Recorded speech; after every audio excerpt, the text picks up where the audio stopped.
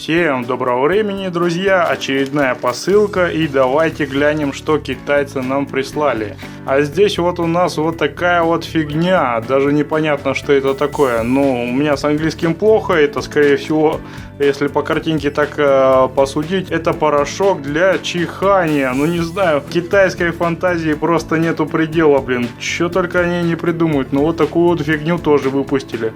Ну давайте испытаем, посмотрим, действительно работает этот порошок или нет.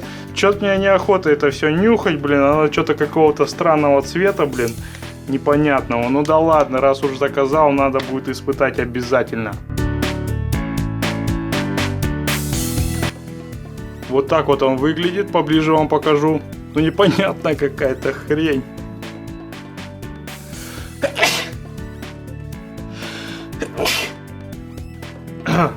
Ядрёная штучка.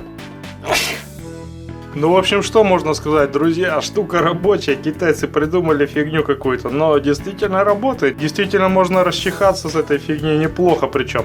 Ну, не знаю, мне показалось то, что там присутствует обычный перец, не знаю, какой, красный или черный, но по факту, если занюхнуть обычный черный перец, я думаю, эффект будет тот же самый, поэтому фиг его знает, зачем китайцы такую фигню продают. Ну, мы испытали, действительно, штука работает, действительно, после нее чихается очень сильно, ну, как по мне, лучше обычный перец с кухни занюхнуть, чем вот эту вот непонятную субстанцию. Тем более здесь не указано, что добавлено. Ну так, если на нюх определить, если так на вкус, как говорится, то здесь присутствует какой-то перец, либо черный, либо красный. Это одному китайскому продавану, как говорится, известно, что он сюда намешал.